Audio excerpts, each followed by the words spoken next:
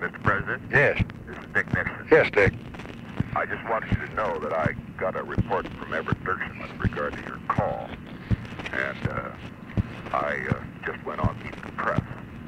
And I said that on Meet the Press that I had given you my personal assurance that I would do everything possible to cooperate both before the election and if elected after the election. And that if you felt, the Secretary of State felt that anything would be useful that I could do, that I would do it, that I felt Saigon should come to the conference table, that I would, if you felt it was necessary, go there or go to Paris, anything you wanted.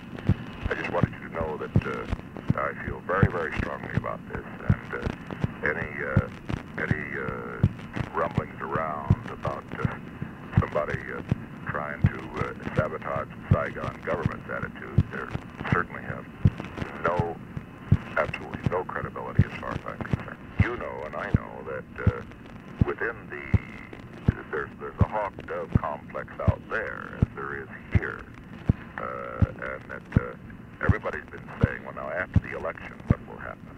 And of course, there is some thought that Hanoi would rather deal now than deal later. Oh, yes. They think Nixon will be tougher, and I understand that, and I think that's one of the reasons you felt you had to go forward with the pause. But my point that I'm making is this, that, my God, I would never do anything to encourage Saigon not to come to the table, because basically that was what you got out of your bombing pause. That good God, we want them over at Paris. We've got to get them to Paris, or you can't have a peace. Well, I think if you take that position, you're on very, very sound ground, and that's what I said. I think it's very much in the interest of you. I said that the major thing that the president insisted upon and got was the right of Saigon to be at that conference table. I said they must be at the conference table, and I believe they should be, and then that's why I said that I just felt that I ought to emphasize it. And I said that I know that nobody's going to win this, but if I do, I said, if I'm president-elect, I personally pledged to President Johnson I would do anything, and I want to amplify that by emphasize it by saying that I will do, if he and Secretary Rusk indicate that my presence in Paris or Saigon, and I want you to know I'll do that. I go out there and talk to you. Well, we knew we had problems, Dick. You still think he's going to come? Well, we don't see what else he can do. If we stay together, we just think that no people are going to support an effort where a man will not talk to anybody.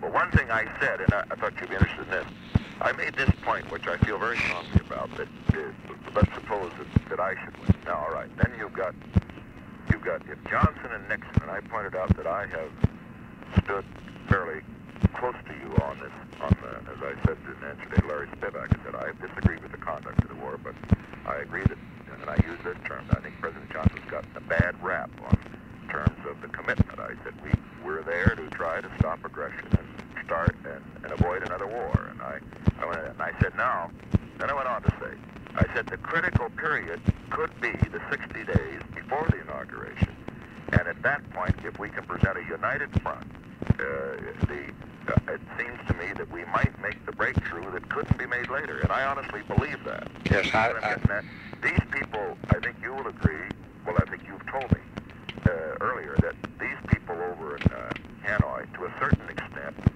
hold on because they think we're divided in this country. Now, once we've had an election, and you have a Republican, if it's Nixon, and you have a Republican and Johnson, a Democrat, it seems to me that's an awful strong case. Yes. I just want you to know, I'm not trying to interfere with your conduct of it. I'll only do what you and Russ want me to do, but I'll do anything, because anything... Well, that's good, Dick. We've got to get this goddamn war up the way, and I also want you to know this. I've said this to our mutual friend George today. I was talking to him. I'm going down to Florida after things.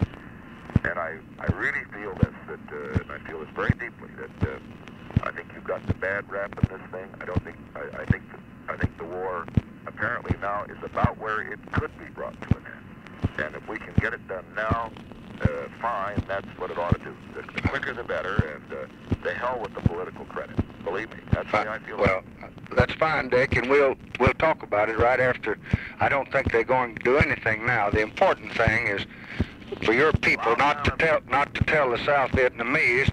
If they'll tell them just what you tell me, why, it'll be the best for all concerned. I wish you could have seen the program, because most of them thought it was pretty good. Good, Dick. Well, you just... Oh, yes, good God, you've got people, you've got people on your own staff over there that don't, you know, George Ball, some of those guys are saying some god-awful things. Well, George Ball's not on my staff. Now, you know what I mean. Yeah, but what I've got both sides. I know I'll look at one statement, the South Vietnamese look at the other. You just see it, your people don't tell the South Vietnamese that they're going to get any better deal out of the United States government than a conference.